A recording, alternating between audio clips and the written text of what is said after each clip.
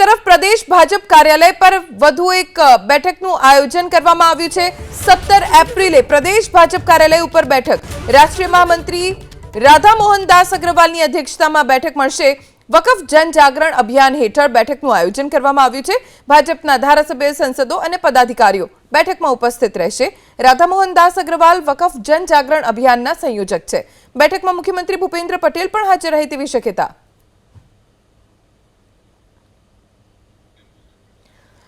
ભારતીય જનતા પાર્ટીએ પણ બેઠકનું આયોજન કર્યું છે।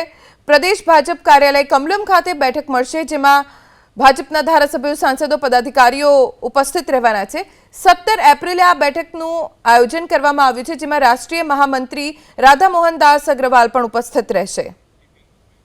કોંગ્રેસના સંગઠન સૃજન અભિયાનનો પ્રારંભ થઈ ચૂક્યો છે। રાહુલ ગાંધી આજથી ગુજરાતના 2 દિવસના પ્રવાસે છે। રાહુલ ગાંધીની એઆઈસીસી પ્રદેશ કોંગ્રેસના નિરીક્ષકો સાથે બેઠક।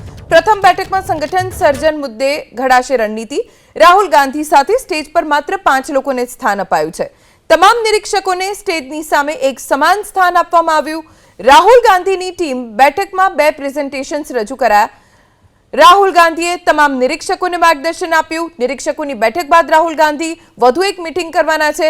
ગુજરાત કોંગ્રેસની સંકલન સમિતિ ખાતે રાહુલ ગાંધી બેઠક કરશે।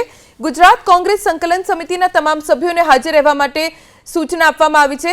સાંજે 5:45 વાગે આસપાસ અમદાવાદ સર્કિટ હાઉસમાં બેઠકનું આયોજન કરવામાં આવ્યું છે।